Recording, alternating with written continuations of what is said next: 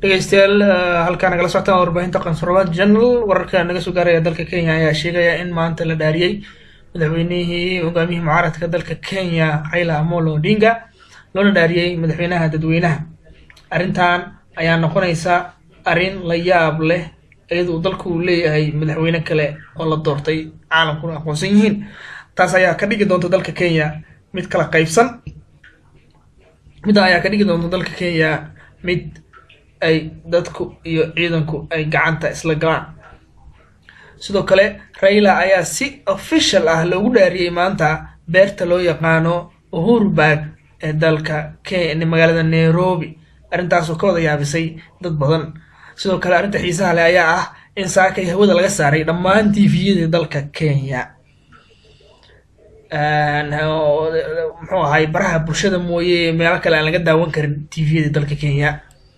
sidoo kale arrintaas ayaa loo sababeynayaa in TV-yadu ay aad u baahinayeen wararka la xiriira dhaarinta Raila Amolo Odinga. sidoo kale arrinta kale xiisaha leh ayaa ah in madaxweyne ku-xigeenkii dalka muxuu ahay Raila Odinga uu maanta ka maqnaay xafladda dhaarinta.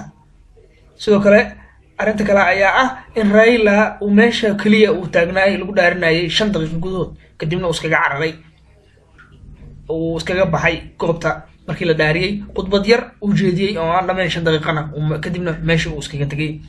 dhegeystayaal aan dhageysano qaabkii loo dhaariyay madaxweyne Raila Amolo Odinga.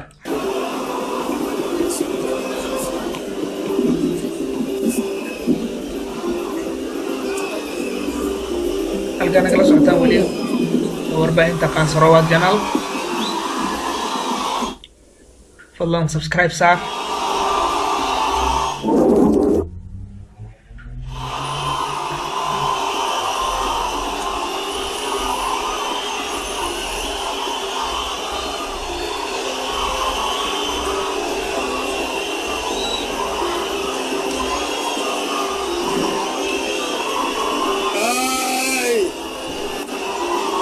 Raila Amolo Odinga,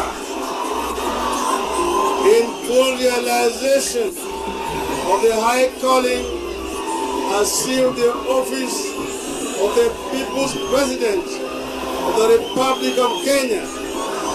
Do swear that I will be faithful and bear true allegiance to the people and the Republic of Kenya. That I will preserve, protect, and defend the Constitution of Kenya as by law established, and all other laws of the Republic as adopted by the people of Kenya. That I will protect, uphold sovereignty, integrity, and dignity of the people of Kenya. So help me God.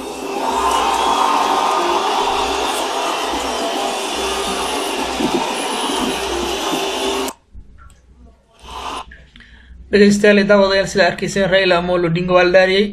wuxuu kaloo khudbadiisa ku sheegay in saaxiibkiis Kalonzo Musyoka dib laga dhaarin doono arrimo la xiriira arrimo farsamo ama arrimo aan dadweynaha hortooda aan ka sheegi karin aan gadaal idinkaga sheegi doono ayuu yiri Raila Amolo Odinga sababta uu maantay u dhaaran waayay Kalonzo Musyoka.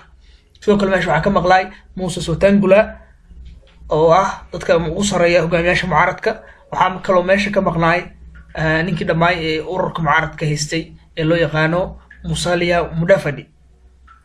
arrintan ayaa dabasiin iyo holac ku sii shubaysaa xaaladda siyaasadeed ee dalka Kenya oo awalba hore u kacsaneed.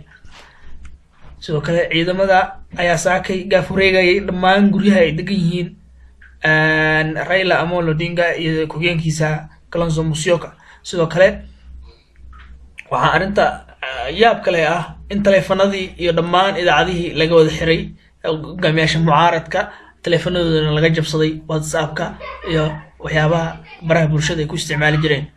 sidoo kale TV-yada ayaa hore sida u soo sheegnay la xiray. xaaladda ayaa aad u kacsan ma la garanayo waxa marka labaad dhici doona laakiin arrintaas ayaan idiin soo tabinaynay. waana mahadsantiin dhammaantiin dadweynaha daawada channelkan aad iyo aad u mahadsantiin sharaf naga mudantiin. وإن سلامنا فضلا هاي المامن إن سبسكرايب سارتيد لايك سارتيد إن شير دهديد مع السنويين.